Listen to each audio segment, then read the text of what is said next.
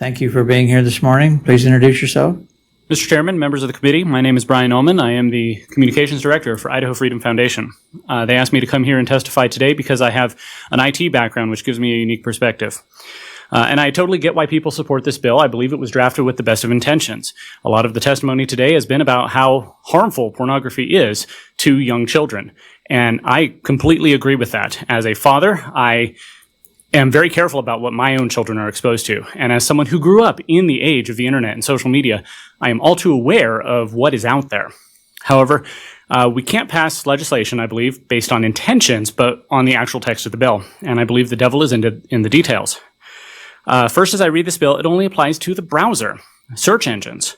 Mobile phone users today spend 90% of their time in apps.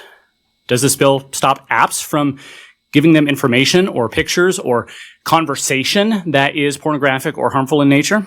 I believe that is like mandating locks on a door while leaving all the ground floor windows open. But even the locks in the bill are not just a neat fix. There are a lot of technical issues, but overall, there will never be a perfect filter. There will never be a 100% surefire way to protect children from this. And children, as has been stated before, they're curious. They are, clever. They will find ways around it if there is forbidden fruit to be found. Rather than solving the problem, I believe that mandating filters simply sweeps it under the rug. It gives parents a false sense of security that the problem is taken care of. Parents must be proactive in protecting their children rather than relying on a law or an app or a third-party solution. And finally, I have serious concerns regarding privacy. Any filtering app will by necessity record data about the device that it's on. Where are they located? What are they accessing? What are they typing? And the law has or the bill has no provision for protecting the privacy of children or adults. And, we want to make sure that our children do not have their entire lives downloaded by a nameless, faceless, third-party corporation. So in closing, I believe this bill has good intentions, but it would create numerous unintended consequences. I therefore urge you, Mr. Chairman, and the committee to hold it. Senator Winder. Thank you, Mr. Chairman, Mr. Almon.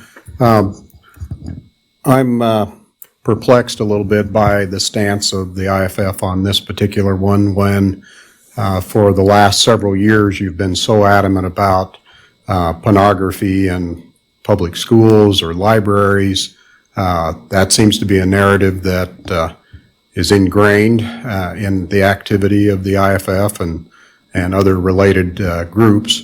I'm just wondering why this one's different when the most highest risk for a child is on that cell phone.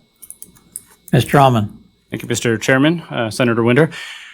When it comes to public schools and libraries, one of the biggest issues there is the fact that these are public. These are taxpayer funded. These are, publicly available. These are open to everybody, and it is paid for with taxpayer money.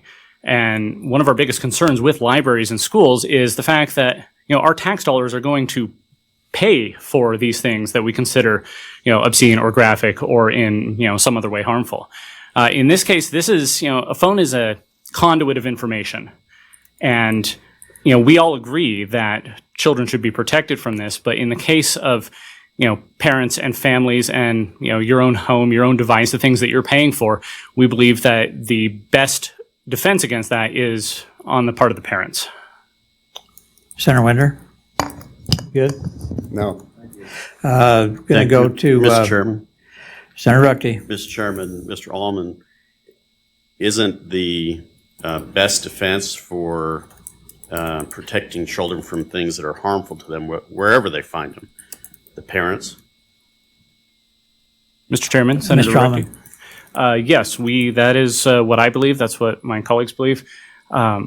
There can be no substitute for parenting. As I said, I believe this would give parents a false sense of security, thinking that the problem is taken care of. With my own children, I have been extremely proactive in making sure that it is locked down.